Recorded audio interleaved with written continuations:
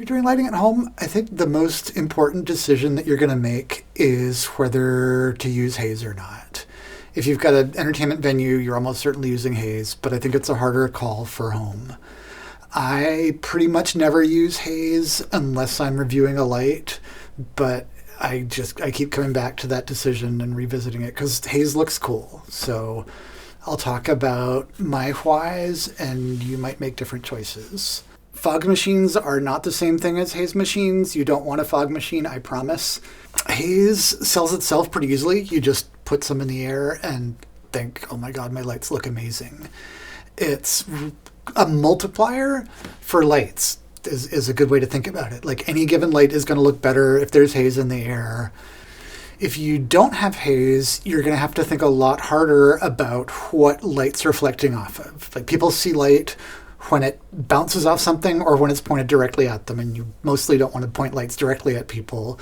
So you can either have light bouncing off particulate matter in the air, which is just an easy no-brainer, it's there all the time, or you can come up with interesting textures to bounce light off. Every single promo video you see for a light, there'll be half a dozen of them with a bunch of haze in the air in a really dark room, compared to once you get that light in your space without a bunch of haze, it might just look like a dot creeping across the wall or ceiling or floor. So this is all a compelling case for putting haze in the air, but there are reasons not to.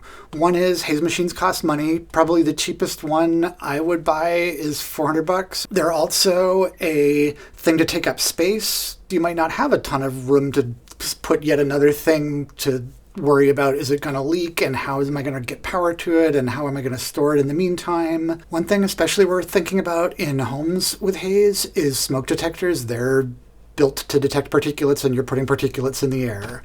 If you take them down and forget to put them up, you're creating a fire hazard in a room with consumer electronics, some of which might not have been put together super well, and you're probably mounting them near curtains. If you're like, yeah, whatever, watch the video about the station nightclub fire, and it'll change your mind. Speaking of heat, tangentially, I make a space so that I can dance, and I get warm when I dance.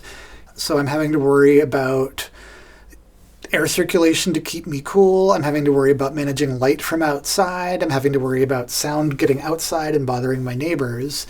Adding haze to that mix is one more thing, because I can sometimes recirculate air inside, but if I'm doing that with haze, that's a much bigger space and a lot more smoke detectors to worry about setting off. And if you've got a bunch of people in a room, that gets a lot worse. And speaking of bunches of people, if you have a haze machine, you will constantly be answering questions about the smoke machine. Probably from people that have been in an enclosed space with a fog machine and had an awful time. It can be useful to have a stock answer ready for that question about, it's a haze machine, not a smoke machine. It'll be fine for your lungs. Speaking of lungs, mine are fussy, and I do fine with water-based haze. I don't think that I've ever been in a room with oil-based haze. Those machines are really spendy, and I've heard that they can leave residue, so you probably wouldn't want to do that at home anyway.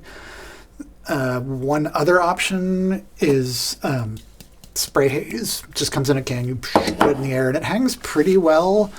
I don't do quite as well with spray haze as I do with water-based haze from a machine, but it's a good way to experiment with some haze in the air and see what you think. One last thing that's contributing to my choice not to use haze here is the room's relatively small. Like, this isn't a giant warehouse space where if you've got haze in the air and the beams sweep through it, it's this gigantic movement.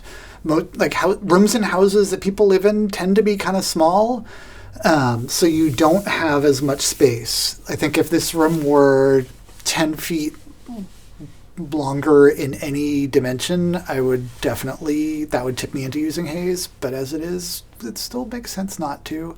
I remember I worked for a club once where we had a particular set of lights, and we rented a different space for a special event, and the ceilings there were maybe 3 times as high. So all night I had people coming up to me saying, "Those lights are amazing. Can we get those for our space?" And I had to say, those are our lights. There's nothing different. They just have more space to work with. If you're not using Haze, you need to think a lot more about your room design. If you are using Haze, great. It's easy mode for lighting.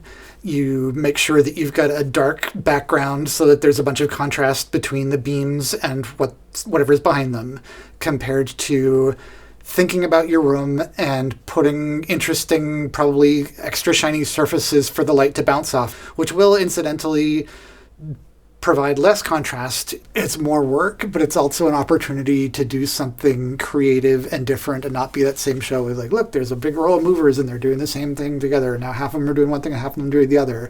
It's a chance for something different, and that makes me happy.